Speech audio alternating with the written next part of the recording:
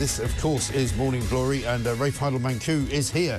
Here's one from Ermin, who says, "Good afternoon from Singapore, Mike. Now that Syria is free from Bashar's tyranny, will the two-tier Kia send all those people back home who came to the UK saying they were running from his regime?" Well, very much so, very possibly. And morning from Margaret, currently in Tunisia. If Starmer stopped flying everywhere, he could save the planet single-handedly. He has decided to fly off once again to the Middle East. He was in Abu Dhabi yesterday. I believe he's going to Saudi Arabia later on. He seems to be selling some kind of green carbon business that he's going to have hooks made into from Saudi to the northeast of England. Apparently there's all sorts of projects he's going to be unveiling. It's kind of bad timing, it seems to me. But one of the things that happened yesterday was that we were delightfully presented with a woman by the name of Emma Pinchbeck. I don't know if you've ever come across her before. She's now the CEO of the Climate Change Committee, which appears to be some kind of government quango, right? Now, this is a woman who's done nothing but work in the climate change business. She used to work for the World Wildlife Fund, then somehow got a job in the Department for Climate Change, and now is running this whole business of climate change, which is so rich in terms of money that it's ridiculous. But have a look at what she had to say to Laura Kunsberg on her personal lifestyle. I don't eat very much meat. We've eaten a little bit since having the children, just because I want them to experience all tastes and flavours. But generally, I haven't flown since 2018. The first flight that I got on was for work, and it was to go to the COP recently. So I was about to say, how did you get to Azerbaijan to go to the COP meeting? If I'd had like, you know, more time in the diary, I don't know, hitchhiked. No, I think some flights are fine for things like that when it's for a good reason. But for leisure travel, we tend to go by train. I went on honeymoon by train. We've just taken the kids on the ferry on holiday. They're going to have lots of UK and European holidays. You just know hypocrisy is the middle name of people like that, don't you? We've taken the kids on a ferry for their holidays. Their kids will grow up hating them, right? You know, all my friends are going to Mauritius and going to the Seychelles, and I've gone to the Isle of Wight on a ferry. Also, you know, this idea that it's all right to take a flight when it's something that's important and necessary, like COP29 in Azerbaijan. Sorry, that's not important or necessary. She was obviously one of the 470 people that went with Keir Starmer. But, I mean, where do they find these people?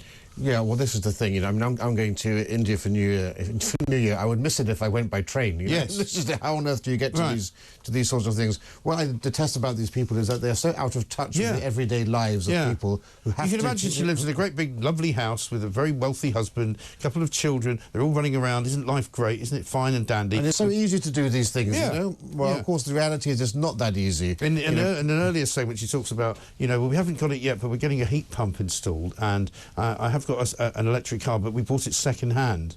I mean, do me a favour.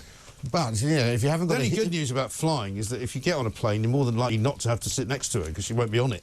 But anyway, for the CEO of a climate change organisation not to have a heat pump yet, I think is indefensible. Oh, man, absolutely unbelievable. Let's talk about a couple of the other stories that are on the front pages this morning. Once again, old Rachel Thieves has made the front pages. According to the Telegraph business section, hiring is slowing at the worst rate in 4 years as businesses brace for a blow from the national insurance tax rate. New figures show job seekers are facing a tough market in the wake of the Chancellor's maiden budget.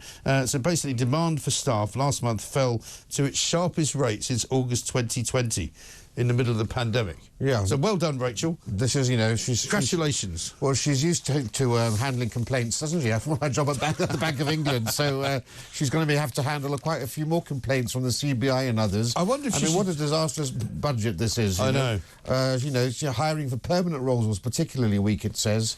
And she's been accused of milking the corporate world. You know, this is a time, you know, growth is so sluggish in this country. Yeah. We need to give business every possible leg up, every possible advantage. And at the same time as that, we've also had, you know, business confidence is at its lowest in 2 years. Right. With the economy forecast, with this great budget by this wonderful economist, we're forecast to have a contracting economy by the end of the year, with optimism among British businesses slipping to its lowest point since January of last year, the largest month-on-month fall since August 2021. And isn't it funny how Rachel Reeves and David Lammy have both basically sort of disappeared from public view? Probably very wise of them to do so. Lammy, we just checked, in the past 12 hours has issued one tweet 2 paragraphs long about Syria. Well, that's it. I think, given past performance, their handlers, I've got them on very short leashes. They're allowed 1 tweet a day, which has to be approved. Yeah, absolutely right. Just going back, by the way, I don't know if you spotted this, to the Notre Dame scenario. Donald Trump seemingly was the sort of the star of the show. Everybody wanted to say hello to him. Everybody wanted to look at him. But Michel Barnier, who's only just lost his job as a result of the French economic despair scenario, wait till you see the look that he gives him, right? Talk about absolutely and utterly disgusted. We see Trump here walking into the cathedral. You see him being sort of taken to his chair, but over there you can see people looking at him, smiling, talking about him. You know, it's amazing, isn't it? I mean, he's literally sort of got the world fascinated by what he's going to do next. He's saying hello to a couple of people, and suddenly Barnier just gives him this really filthy look out of nowhere. Absolutely incredible. Well, there you go, look at that. I mean, who does he think he is? It's just quite funny, isn't it? It's very weird. As Trump would say, loser. Yeah, so, absolutely. I mean, there right. are winners and there are losers. Yeah. But yeah, what a star there, you know? I mean, you couldn't get by. No, every single pair of eyes was locked on Trump when he arrived And there. also, all of the people yesterday who were on Twitter saying, well, of course Keir Starmer wasn't there. He's not the head of state. And I'm like, well, neither's Donald Trump. What's he doing there, then, if he's not the head of state? Jill Biden actually seemed to be much more friendly towards Donald Trump than she normally is to her own husband. Well, you know, she voted for him, so no surprise. Yeah, and then we've got the Trump handshake, of course, with Emmanuel Macron, which was quite funny because there's a bit of history to this. He grabs his hand in such a way that's kind of, you know, slightly dominating, wouldn't you say? Well, he's trying to squeeze out every bit of luck out of Trump, given his fortunes. But they've always had this thing in the past, the two of them, this alpha male competition. Who's going to be the last one to pat on the back? It's quite a funny thing to watch. It's not much of a competition, to be honest, but there we are.